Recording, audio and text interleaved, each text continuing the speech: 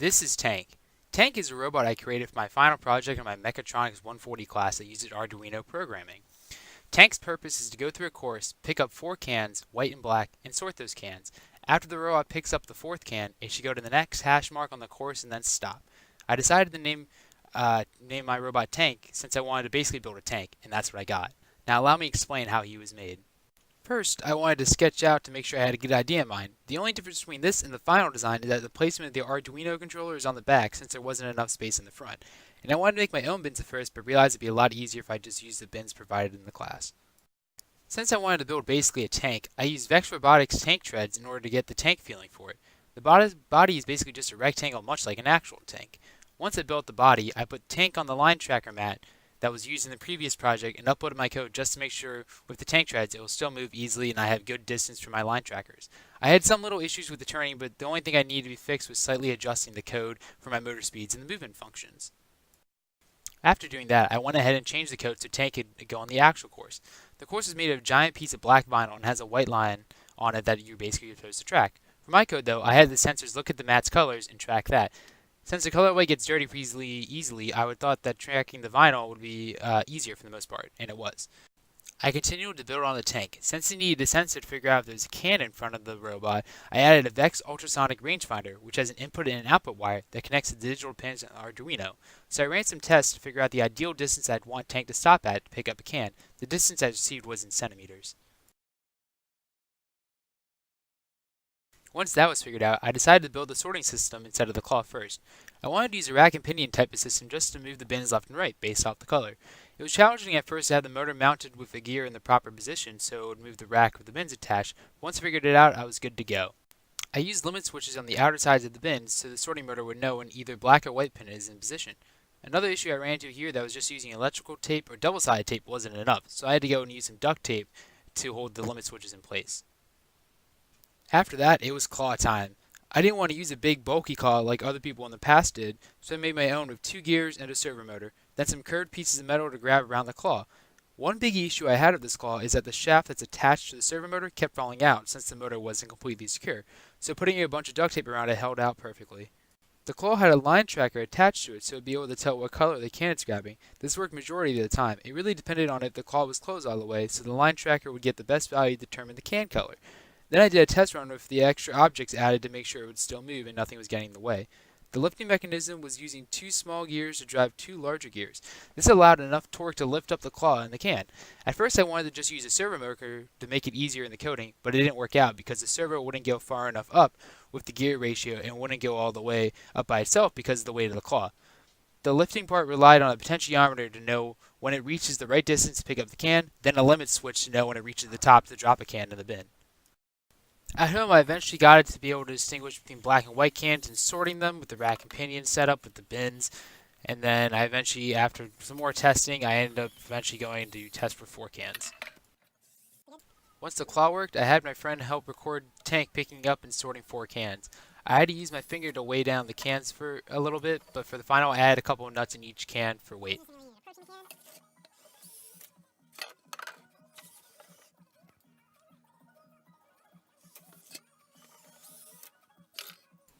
And then right here, I just don't have a 4th can, so I just used the black can again. And then it looks like it shows on the serial monitor that there are 4 cans, and then this is when the tank program would proceed to go to the next hatch. After all that was sorted out, tank really worked.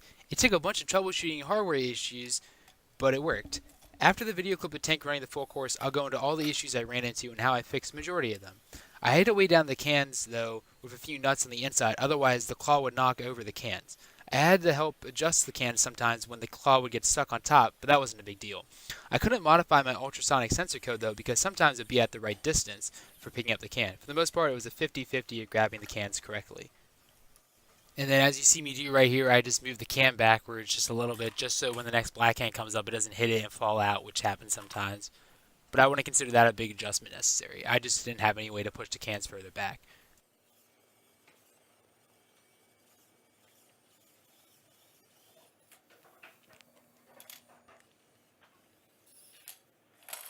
And then as you just saw right there after I dropped the white can in, the lift claw actually moved up for like a couple 0.5 seconds there, just so it doesn't get in the way when the bin moves back to home position.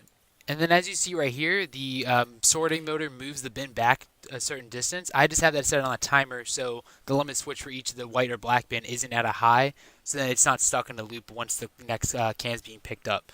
But see, as you can see, for the most part there, 50-50 with picking up the cans, there was an issue. But it always stopped for some reason after it picked up a can, so sometimes I had to give it a little nudge there too, just for encouragement, I guess. And then here we go, it completed picking up the last can, so now it's going to go up to the next hatch and then it will stop. And bam, there we go. So here's a screen after tank runs the course. Not sure why this happens, but it does show it saying stop there, and it doesn't move.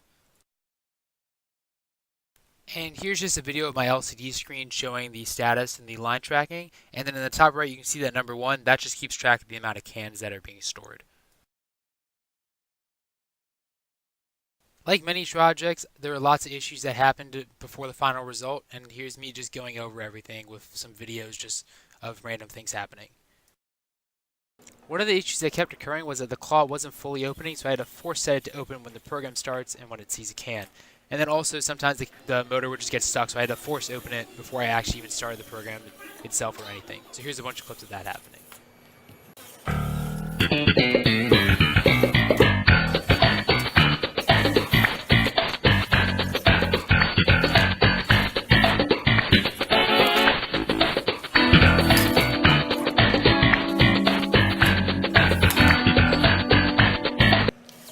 At first, also, the ultrasonic sensor I had stopped working, so I had to replace it with another one. Yeah! Wow! No, I'm not gonna start anyway.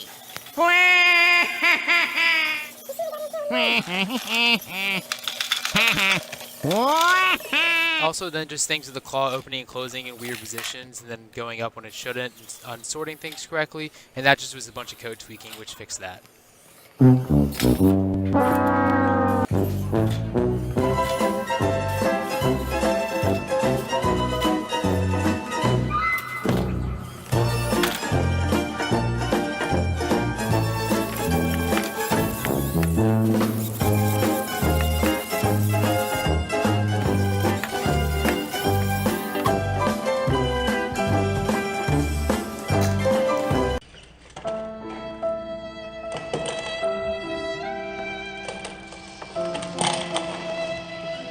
Little things included changing out the battery constantly, or else that could cause a failure in certain parts.